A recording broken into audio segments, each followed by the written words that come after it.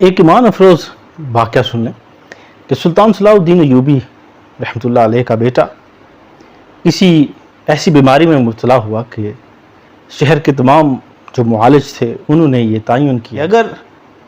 सुल्तान के बेटे को शराब पिलाई जाए तो ये इस बीमारी से ठीक हो सकता है, यानी वाहिद इलाज जो है वो शराब। अब ये ख़बर जब सुल्तान के बेटे को होती है तो सुल्तान के बेटे ने जब ये सुना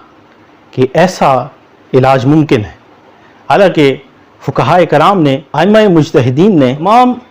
फ़ुक़हा के नज़दीक, इमाम आज़म के नज़दीक, इमाम शाफ़ी, इमाम अहमद बिन हम्बल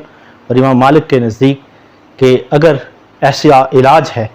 तो उसके लिए कोई कदगन नहीं है। लेकिन जो सुल्तान का बेटा है वो ये कहता है कि अगर इलाज इससे मुमकिन है तो मेरा यकीन अल्लाह पर ज़्यादा है, यानी जिसने मुझे ये बीमारी दी है वो शिफा देने पर भी कादर है, तो मैं लिहाजा ये काम नहीं करूँ। अगर मेरे हिस्से में शिफा है तो वो मुझे अल्लाह की जानिब से होगी, मैं ये अमल नहीं करूँगा। तो ज़ात ये उस शहज़ादे की शान देखिए कि उसने शराब नहीं पी। ऐसा क्यों ना हो कि हमेशा जो बेटे होते हैं वो बाप की तरह होते हैं,